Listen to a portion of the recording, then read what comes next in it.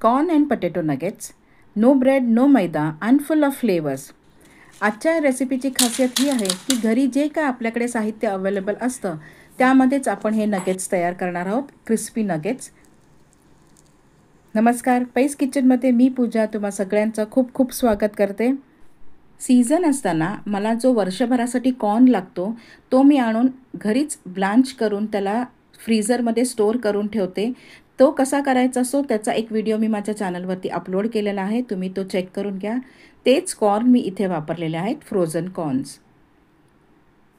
Crispy आणि restaurant style homemade nuggets कसे करायचे ते बघूया. तर इथे मी घेतले आहेत 2 बटाटे आणि अर्धा कप फ्रोझन मटार. तुम्ही फ्रेश मटार पण घेऊ शकता, कारण आपल्याला हे शिजवायचं आहे. हे दोन्ही 1 ग्लास पाणी घालून आपल्याला कुकरमध्ये शिजवून घ्यायचं आहे. ते शिजेपर्यंत आपण भाजी चिरून घेऊया.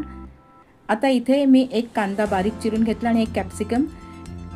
भाज्या तुम्ही तुमच्या आवडीने घेऊ शकता आणि क्वांटिटी पण तुम्ही ठरवा की तुम्हाला किती. जर तुम्हाला कॅप्सिकम जास्त आवडतं तर तुम्ही त्याचं प्रमाण वाढवू शकताय. इथे तुम्ही गाजरसुद्धा घेऊ शकताय. ह्या रेसिपीमध्ये जे कॅप्सिकम आहे ते विसरू नका घालायला आणि पावभाजी मसाला. इथे पोहे मी 2 पाण्यात धुवून भिजवून ठेवलेले आहेत पाणी काढून. तुम्ही इथे ड्राय पण पोहे नुसते मिक्सरला लावून त्याची पावडर पण यूज करू शकताय. हे बघा, आपले बटाटे आणि वाटाणे शिजलेले आहेत. आता ह्याचं सगळं पाणी काढून घ्यायचं आहे. ह्याचं पाणी सगळं व्यवस्थित नितरवून घेणं इम्पॉर्टंट आहे, नाहीतर आपलं हे सॉगी होईल जे पीठ आपण तयार करणार आहे. ह्यामध्ये आपण ॲड करूया आपले कॉर्न आणि ह्याला मॅश करून घेऊया. तुम्ही जर फ्रेश कॉर्न घेत असाल तर त्याला बॉईल करून घ्या. आता ह्यामध्ये आपण आपलं कॅप्सिकम म्हणजे ढबू मिरची, कांदा घालायचा आहे आणि भिजवलेले पोहे. जर तुम्हाला वाटलं तुमचं बटाट्याचं जे मिश्रण आहे ते सॉगी आहे तर तुम्ही इथे पोह्याचं पावडर पण मिक्सरला लावून घालू शकतात, कच्चे पोहे. 1 टेबलस्पून पावभाजी मसाला घालायचा आहे. ह्याच्याने टेस्ट खूप एनहान्स होते, तर घालायला विसरू नका. मिरची पावडर आणि हळद आणि ते 2 टेबलस्पून इथे मी चण्याचं पीठ घेतलेलं आहे. ह्याला मिक्स करून घ्यायचं आहे. मीठ अजून इथे मी घातलेलं नाही आहे, कारण मीठ घातल्यानंतर कांद्यामुळे ह्याला पाणी सुटायला लागतं. त्यामुळे तुम्ही जेव्हा ह्याचे नगेट्स तयार करणार तेव्हाच तुम्ही मीठ घाला ह्याच्यामध्ये आणि लगेचच आपले शेप द्या नगेट्सचा. आणि अर्धा कप कोथिंबीर घातली आहे मी मिठाबरोबर. तुम्हाला जे शेप पाहिजे, जी साईज पाहिजे त्याचं ह्याला शेप द्या.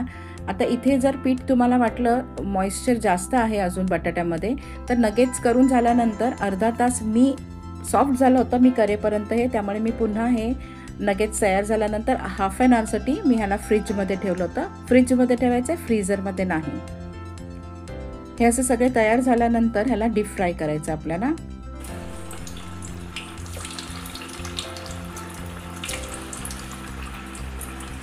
रेसिपी आवडली तर यूट्यूबवरती पैस किचनला नक्की सबस्क्राईब करा. ह्याचा छान गोल्डन ब्राऊन कलर आल्यानंतर ह्याला आपल्याला सर्व करायचं आहे. तुम्ही हे नगेट्स मेयोनीजचं सॉस जे डिप असतं त्याच्याबरोबर सर्व करू शकताय, किंवा चिली सॉस जे आहे किंवा पिझ्झाचं सॉस असतं त्याच्याने पण तुम्ही सर्व करू शकताय. सो हे क्रिस्पी आणि रेस्टॉरंट स्टाईल होममेड नगेट्स आपले तयार झालेले आहेत. गरम खावा म्हणजे हे छान खुशखुशीत आणि कुरकुरीत असतात. तुम्ही ह्याला ब्रेड क्रम्स पण लावू शकतात फ्राय करायच्या आधी. जे रेस्टॉरंटमध्ये तुम्ही खाता त्याला ब्रेड क्रम्स लावलेलं असं. पॅनको ब्रेड क्रम्सचा पण व्हिडिओ मी माझ्या चॅनलवर अपलोड केलेला आहे.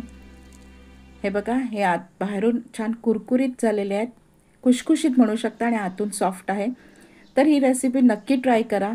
खूप सोपी आहे. एकाच वेळेला सगळं मिक्स करायचं आहे, घरच्याच साहित्याने करायचं, आणि मुलांना तर खूप आवडेल. संध्याकाळच्या चहावरती किंवा टिफिनमध्ये पण तुम्ही दिलात तरी त्यांना आवडेल.